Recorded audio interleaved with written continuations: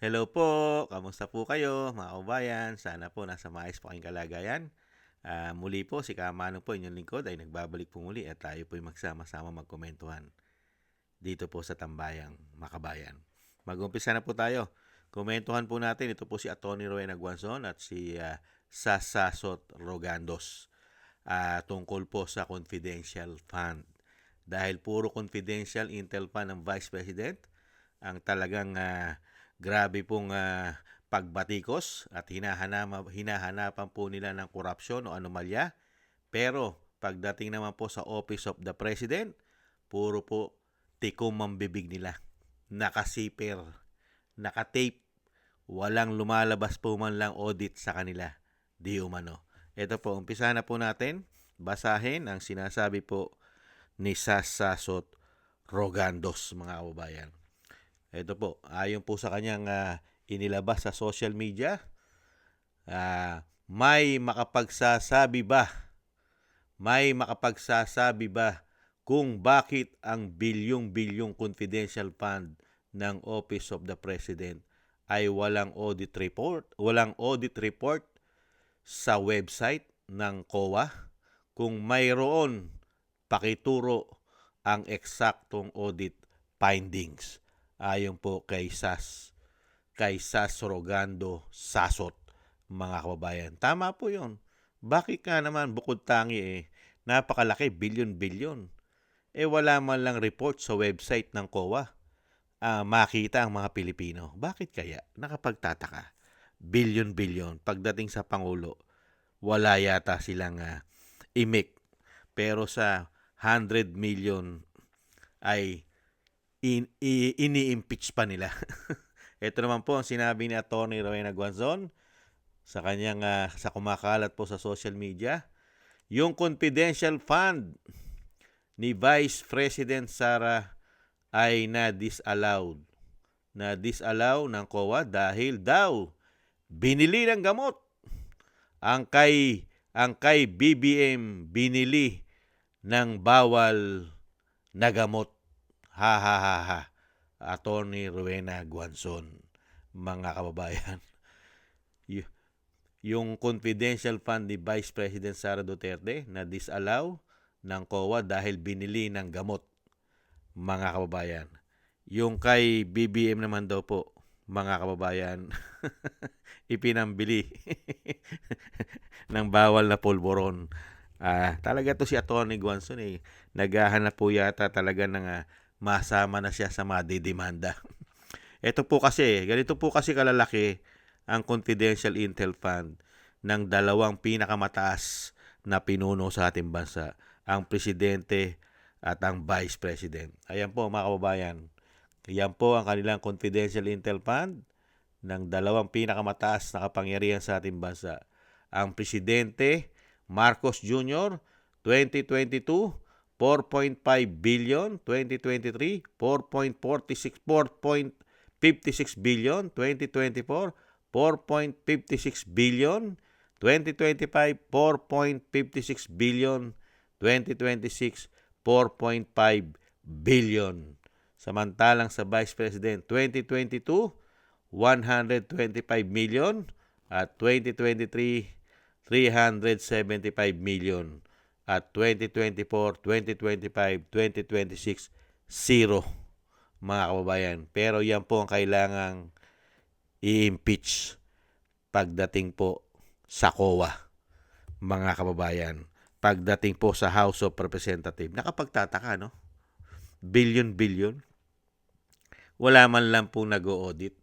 At ito po, kinwestiyon po yan ng grupo po dyan sa House ng grupo ng Makabayan Black. Kinwestiyon po ang confidential fund ni Pangulong Marcos Jr. Ito po ang sinasabi po ng grupo ng Makabayan Black. Nagtataka po sila sa confidential intel fund ng Pangulo. Simot.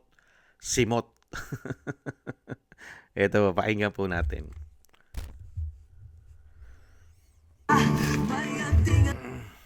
Kinwestiyon ng ilang mambabatas kung bakit nasimot ang confidential at intelligence funds ng Office of the President noong isang taon. Pero hindi naman daw nagagamit lahat ng regular budget ng opisina. Narito ang Express Report ni Marian Enriquez.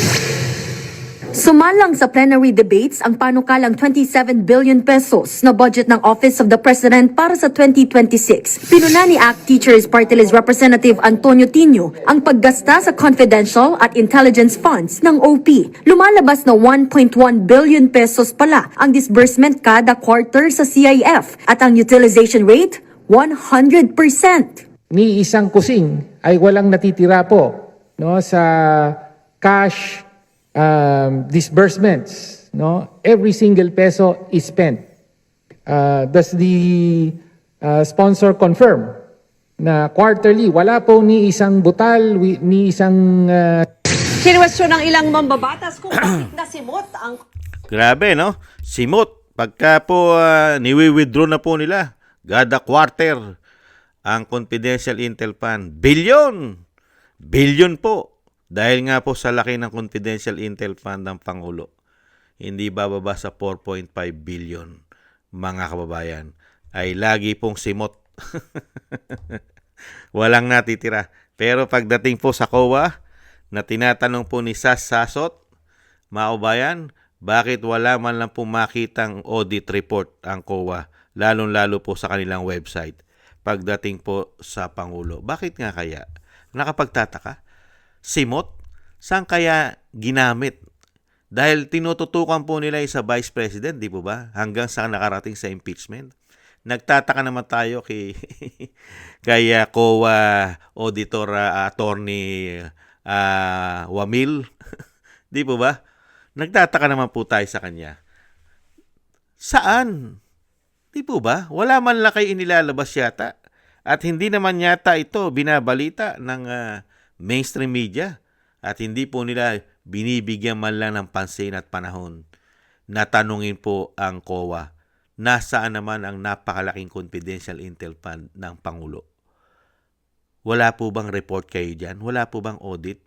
Sino-sino po ba ang nagagamit dahil ngayon po ang mga intel ay talagang hinahabol po nila? Hindi po ba ang mga nag-iimbestiga at ginagamit po diyan sa confidential fund, intel fund? Hindi po ba? Gaano kaya karaming alias? Gaano kaya karaming alias ang 4.5 billion? Hindi po ba? Kaya nga po si Atty. Guanzon ay talagang nakapagsalita rin. Yung confidential fund ng Vice President, binibili niya ng gamot para maitulong sa mga mahihirap at syempre po doon din po sa mga ginagamit doon sa intelligent. Hindi po ba? Doon sa mga tao na ginagamit ng Vice President. Dahil kung ito'y humihingi ng tulong, ay pwede niyang pwedeng gamot at magbigay siya ng reward na gamot. Hindi po ba? Pero, pagdating naman po sa Pangulo, mga kababayan, walang kabali-balita si Juan de la Cruz. Kay laki-laki na po ng budget ng Office of the President, 27 billion. 27 billion sa loob ng isang taon. Yan na naman po ang hinihinging proposal budget ng Office of the President. 27 billion. Hindi po ba? At kasama pa ang kanyang 4.56 billion na confidential intel fund. Pero nananahimik ang COA. Kaya nga po, binubuksan nila ang sa Vice President. Kailan naman kaya nila bubuksan ang sa Presidente para i-audit at isa publiko, mga kababayan? At nang makita naman po ng taong bayan ang budget, ang taxpayer money kung saan dinadala dahil nga po napakalaking issue sa mga congressman na nag-i-impeach sa Vice President. Ito pong intelligent confidential fund sa ating bansa. Hindi po ba? Kaya po talagang grabe po ang politika na ginagawa po nila sa Vice President. Dahil alam nila sa mga sarili nila, pag naging presidente yan, mga kababayan, baka isuka nila lahat ng kanilang mga pinagnanakaw. Di umano. Ingat-ingat po, Vice President. Talagang ganun po eh. Napaka sama ng sinamahan nyo at tinulungan nyo para maluklok sa pinakamataas dahil ang ginawang ganti sa inyo at sa inyong pamilya ay pabagsakin lamang kayo at ipatapon pa ang inyong ama sa dahig. Ganyan po katindi ang lahi nila, di umano. Maraming salamat po mga kababayan sa nagusto po natin tambayan mga kababayan sa YouTube at TikTok. At ganoon din po sa inyo mga nagko-comment, like, share, and subscribe at patuloy po nagsusubscribe. Mabuhay po kayo. Shoutout po sa inyo lahat. At thank you rin po sa mga nagbibigay po ng tulong at biyaya. Shoutout po kay Eric Hershaw from Canada. Kay Jem Aris from United Arab Emirates. Ako si Pilam, Ani Jo. Kay Mary Natividad Blinden from Netherlands. Tatay Nick from Toronto, Canada. Jesus Valdipena, Rolando Guerrero, Milayi, Felipe Shapno from Texas, USA. Ma'am LB, Sir Manny from North Miami, Florida, USA. Mika Ligaspi, Frank Zamora from California, USA. Romulo de Binagracia from Bacolod City. Kingston from Hong Kong. Jake Yahut from California, USA. Gina Ray from Berlin, Germany. Julieta Silona from Sydney, Australia. At Baby Roman Ate Isa from Cagayan Valley. Maraming salamat po. Shoutout po sa inyo lahat. At ingat-ingat po kayo sa inyo po mga paggawa. At muli po mga kabayan, tiis-tiis lang po tayo at doble-doble ingat po. God bless po sa inyo lahat. Bye-bye!